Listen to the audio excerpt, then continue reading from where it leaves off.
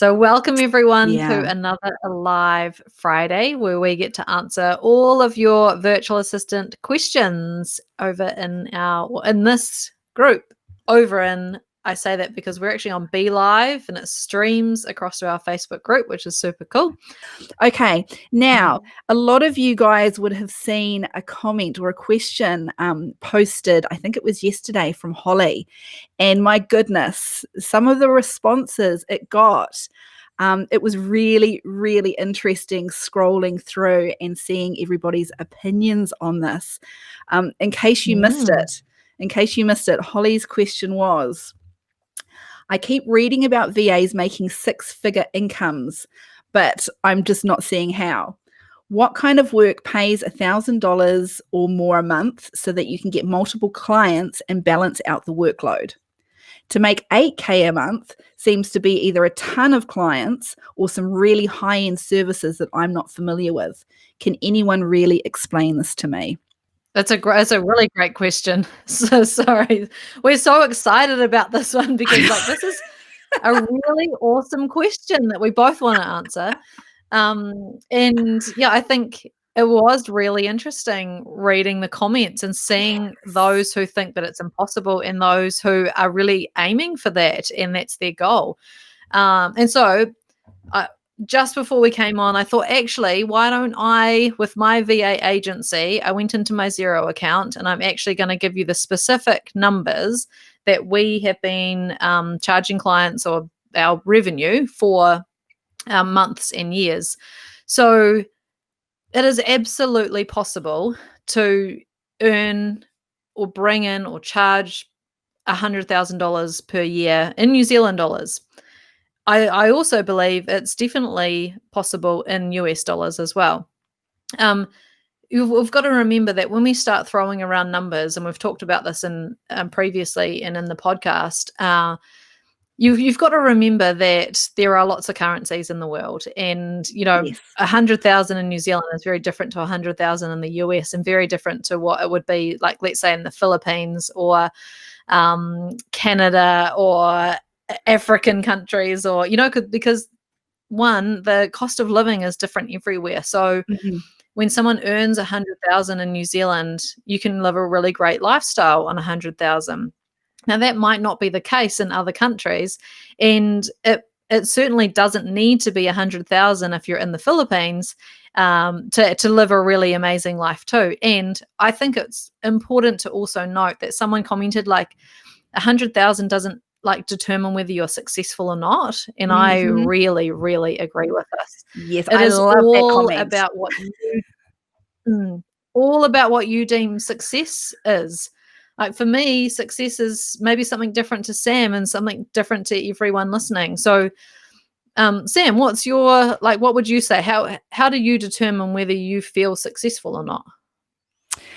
Oh, such a good question. I bet it doesn't have a dollar amount on it.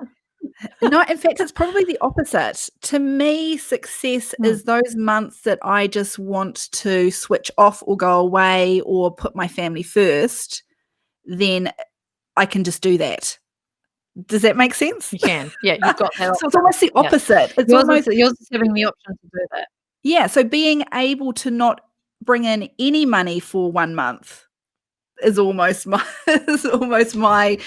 kind of one of my ways that I kind of define success for me. So it's the opposite. It's not necessarily what I bring in, but it's what I can afford not to bring in. Does that make sense? That's awesome. Yeah. For me, success is around me really having the ability to choose how I spend my time, who I spend it with, and what I do and when, having complete freedom of that.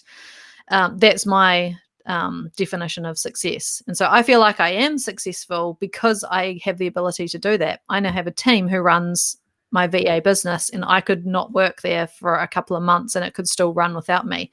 That's my success. It's not based on how much money I can earn from doing that. It's if I can earn any money and not have to do any work for a couple of months, that is amazing. So, yeah, absolutely. That's my definition. Yeah, I love that comment because it's really good. It reminds us of our why we are in business. Yeah, absolutely. So for those who don't believe that it's possible, it sort of ties into the next question, doesn't it? Well, there's sort of two things in here. Can you earn 100,000? And the second part was about, oh, I just lost it.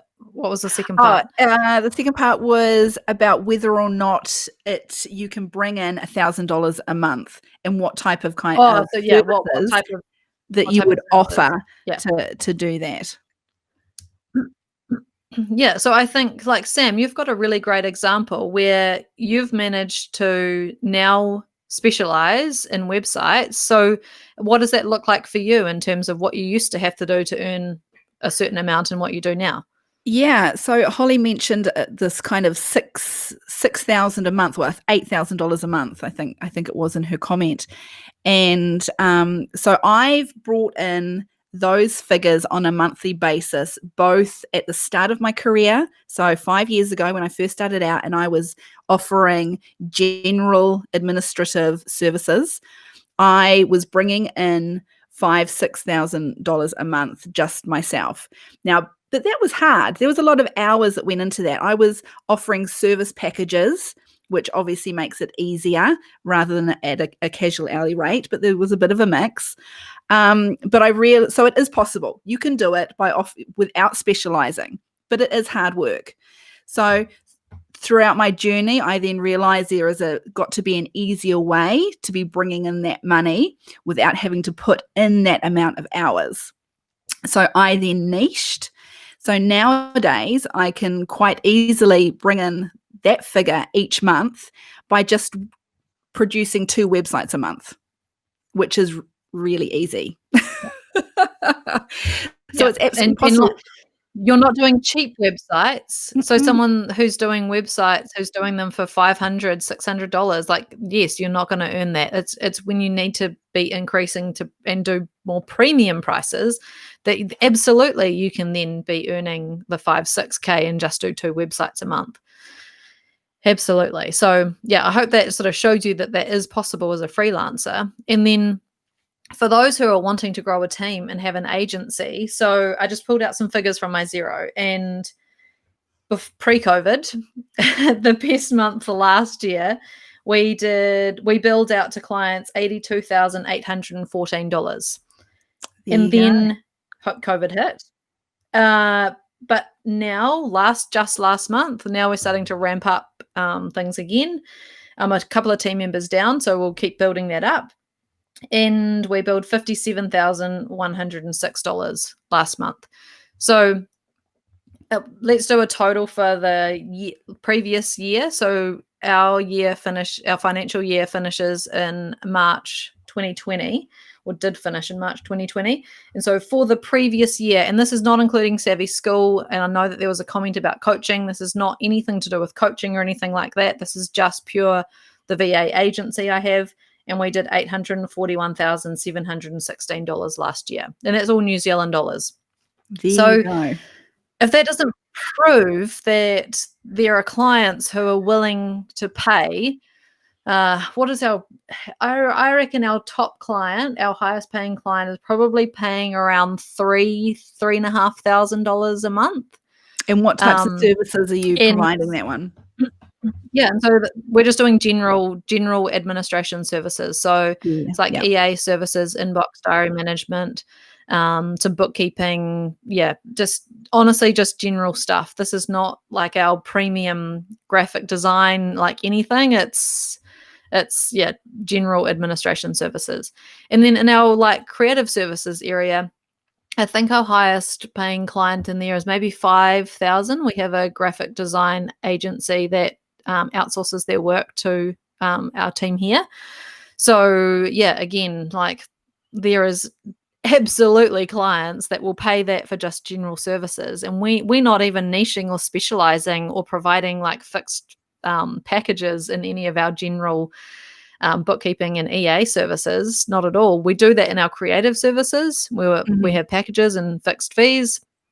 Absolutely. But yeah, so for those who say that you can't, that's what do we do? $57,000 last month in VA services. So if you say, oh, it's not possible to to be earning 100K a year, then that proves that is actually possible. So sorry, but your belief is limiting you. Yes. It's completely limiting Yes. you. And I love those who are saying, yes, that's my goal and I'm working on how to get there. And then we had an amazing comment in there from Oh, someone who is almost at that point.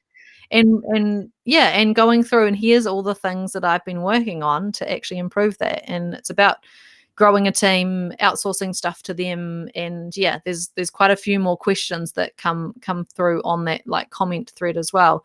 So yeah, it's absolutely possible. It is absolutely possible. And there are lots of different ways that you can get there. It comes down to your own journey and your own goals and your own why, but it is absolutely possible. You know, speaking from a freelancer's point of view and, you know, a successful agency owner's point of view, we are not peddling nonsense here. We are speaking from experience. We are open books with everything. And don't let anyone put you in a box. Don't let anyone say, no, there's no way you're going to earn that money. If you have a goal, you start with that goal and then you figure out what it's going to take for you to be earning that. Yeah, absolutely. Work it backwards. Like, what do you want to earn a year? And then work backwards with that. And, you know, how many hours have you got available each week? Like, what do you need to be earning on a sort of hourly rate? But then you switch that around to like, what packages can you provide? What fixed fees you can provide? What automation you can put in? You know, how you can sell one thing to many people, templating things. There's lots of ways that you can increase your margin. And this is the exact topic that we have this month over in the Members Club, is how to improve your profitability.